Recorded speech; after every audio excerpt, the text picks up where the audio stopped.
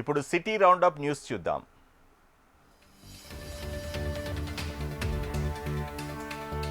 KPHB 4వ ఫేజ్లో ఇంట్లో స్వల్ప అగ్ని ప్రమాదం చోటు చేసుకుంది. అగ్ని ప్రమాదంతో ఇంట్లోని వస్తువులు కాలిపోయాయి. స్థానికుల సమాచారంతో ఘటనా స్థలానికి చేరుకున్న అగ్నిమాపక సిబ్బంది మంటలను అదుపు చేశారు. షార్ట్ సర్క్యూట్ కారణంగా ప్రమాదం జరిగి ఉండవచ్చని అంచనా వేస్తున్నారు. అయితే ప్రమాదం సమయంలో ఇంట్లో ఎవరూ లేకపోవడంతో ప్రాణాపాయం తప్పింది. పేదలకు ఇందిరమ్మ ఇళ్లు, డబుల్ బెడ్రూమ్ ఇళ్లను ప్రభుత్వం వెంటనే పంపిణీ చేయాలంటూ బీజేపీ నేతలు ధర్నా నిర్వహించారు. బీజేపీ అధికార ప్రతినిధి ఆధ్వర్యంలో షేర్లింగంపల్లి ఎంఆర్ఓ కార్యాలయం ఎదుట ఆందోళన చేశారు.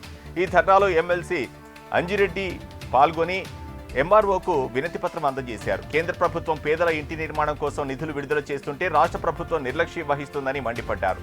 షేర్లింగంపల్లిలో నిరుపేదలకు వెంటనే ఇళ్ల పంపిణీ చేపట్టాలని డిమాండ్ చేశారు.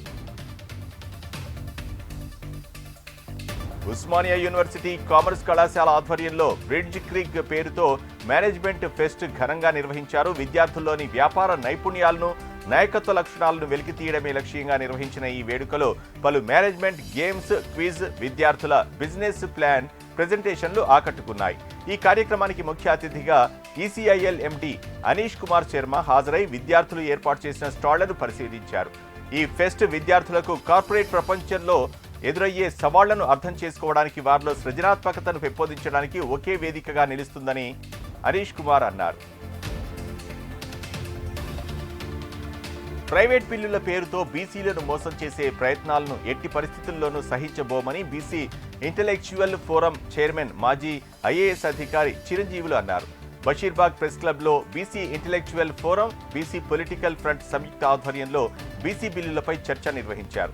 ఈ కార్యక్రమంలో బీసీలకు 42% రిజర్వేషన్లను తమిళనాడు తరహాలో రాజ్యాంగంలోని 9వ షెడ్యూల్లో చేర్చాలని, బీసీల రక్షణ కోసం ప్రత్యేక చట్టాన్ని తీసుకురావాలని డిమాండ్ చేశారు. బీసీల హక్కులు, అభివృద్ధి కోసం కేంద్ర రాష్ట్ర ప్రభుత్వాలు స్పష్టమైన చర్యలు తీసుకోవాలని కోరారు.